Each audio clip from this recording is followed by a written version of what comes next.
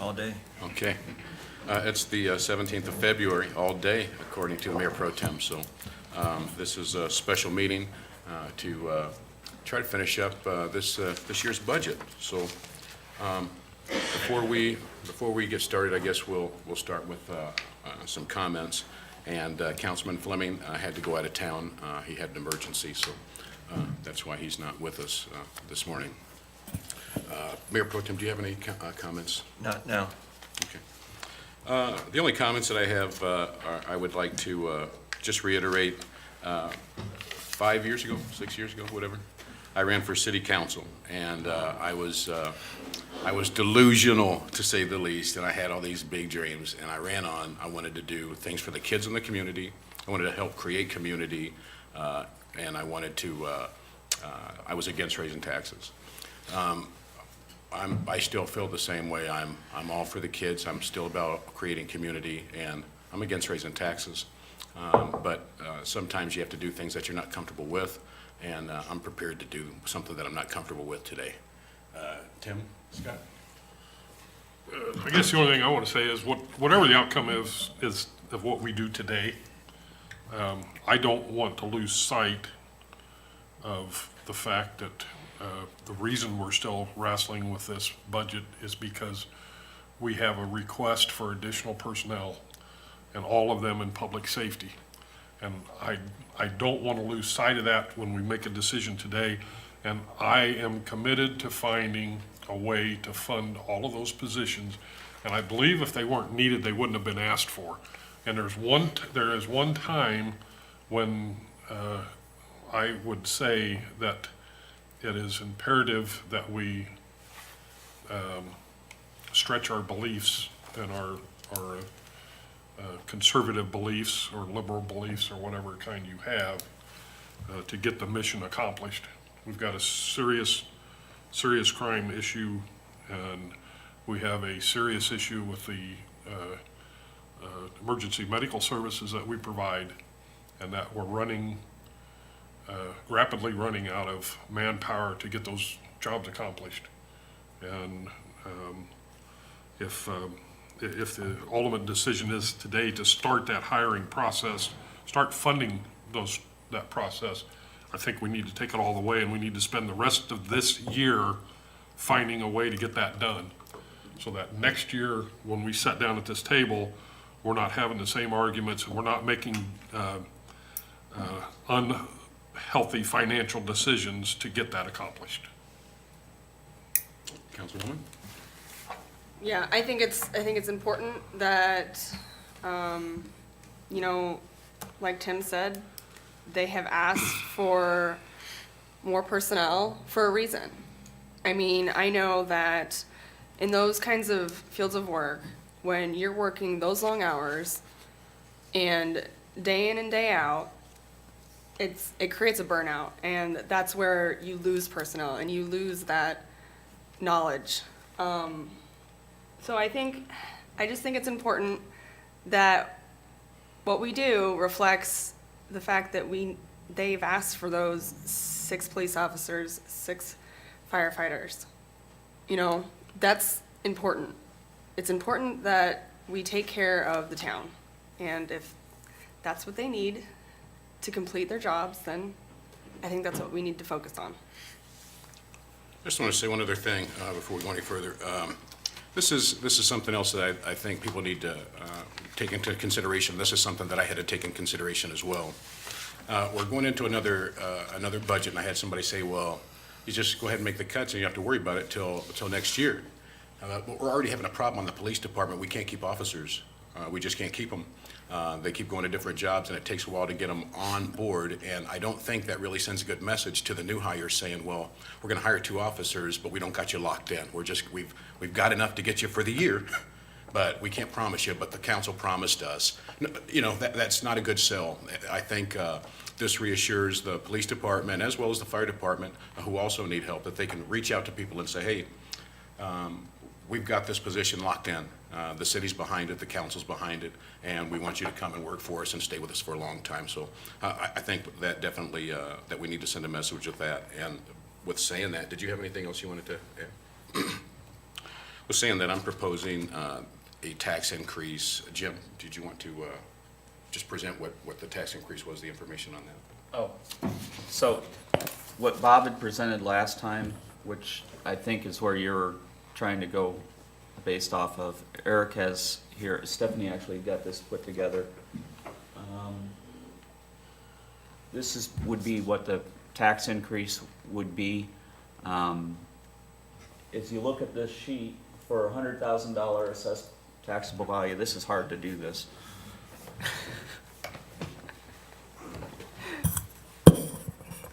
The rollback changes from 17 to 18.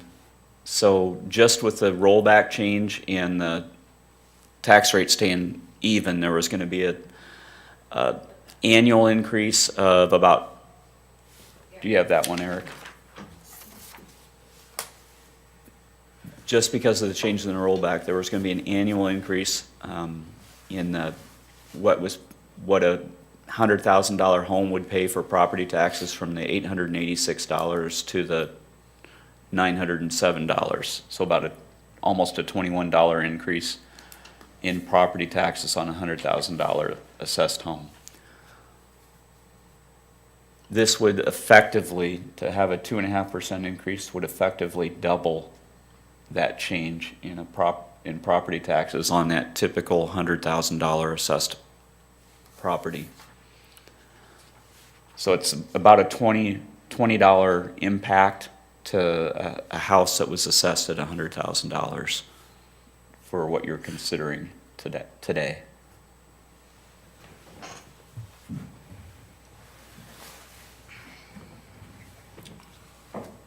Is there anything else involved in that? We're just gonna raise taxes, just the previous discussions I think that- void everything, or what? I think that you would still have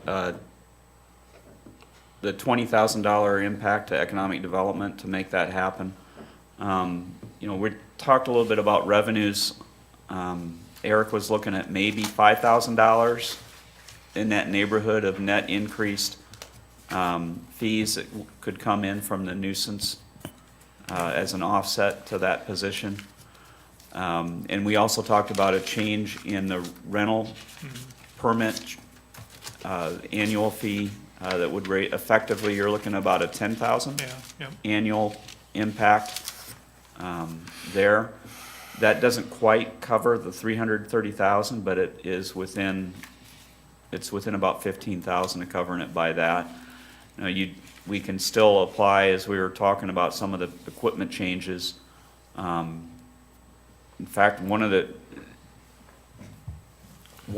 equipment changes, the vehicle for PD, with the heart monitors and things like the other equipment that we saw changed in the CIP, that can be an offset for that, and that's one piece of equipment for another. So I think that you can very easily justify and say you have a balanced budget with that move, and equivalent to where we started out at the beginning of this process. Does that get it for you? There's no other cuts for any other departments? You don't It's need, just you don't need to have that to do that if you're doing the 2.5% increase to property taxes. And this gets us, That does not necessarily mean that as you get 3-4 years out, specifically as you start looking at the idea, if from a policing perspective, even with the changes here that we're talking about, just adding those positions, you get near the end of the grant for the 2 positions in the police department, to maintain those positions, you're going to have a discussion about what are you doing for either cuts to other services or consideration of an increase in property taxes, likely again. But that's 3 years out, 2 to 3 years out from here. You may come back next year, as we've talked about this plan for having, I mean, you've budgeted for 1 position on the fire, 2 in the police. You get to next year, between now and then, if the SAFER grant were to be funded, I mean, we're okay for that next year, even with the SAFER grant, the way the funding source works. But that can potentially have an impact on what that discussion is in the future. If you determine you want to take the next step with that police hiring strategy, next fiscal year, you may have to you're gonna have this discussion come up again. What are the trade-offs from one area to the next? For me, council, and as I said, I'm going to support filling those positions, and my thoughts are that if we don't get the SAFER grant, the fire chief says he can, that all he needs is 3 firefighters. The police chief says he needs the 6 plus the funding for the 2 officers that were hired through the COPS grant, and then the nuisance person. I would like to have on every work session from now until we get a funding source identified, that it be on every work session and that it be a part of every work session discussion, or that the rest of the council say they're not interested in accomplishing what the chiefs have asked for. I've got no problem with that. I don't either, but I think maybe starting in April, we could start that. I don't know that we, After we We're get the just budget getting finalized and through this. everything, yeah, Yeah. that's fine too. so bottom line is we're getting the 2 police officers, a firefighter, And the and nuisance. the And the nuisance nuisance. for 40 cents.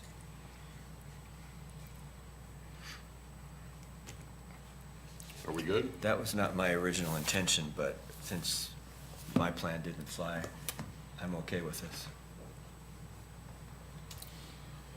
So, Annie? Yeah. I mean, I'm still obviously concerned about maintaining the police staffing at the end of the grant.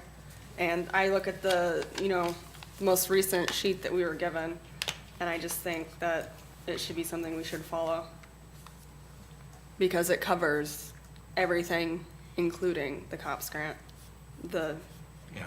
police officers there. Yeah. You good with us moving forward, though, where we're at for right now? I guess. I mean, we'll just have to deal with it later. I'll deal with it with you, I promise. Okay. Jim? Anything else? No, this is, as we, the staff goes through trying to get budget forms ready. They'd gotten, all our state budget forms were set for how the discussion had been, through Monday. So they'll have to make some quick adjustments to try to get things ready to be submitted to the paper on Tuesday, which, today. So given that, we're gonna make some changes that will incorporate the tax increase. There's gonna be some of the revenues or transfers within our stuff that will not necessarily, they're gonna be a mixture of what we had before, for some of the capital items. We're gonna make sure that we have all the capital items to expense in there. It's just where the source of funding, is. We don't have time to make all the changes in how those transfers are done. But when we get to next year, for example, the golf course funding that, will come out of hotel motel tax, as we had originally discussed. The funding for the parking lot over by the PD building will come out of local option sales tax, as we discussed, originally. What do you So think? some of those things, we may not show the source the way that we will ultimately fund it. So we'll just have to deal with it when we get to those things in the next budget year. Timing is everything for getting this stuff done last minute. Council, I want to thank you for working hard on this. I do too.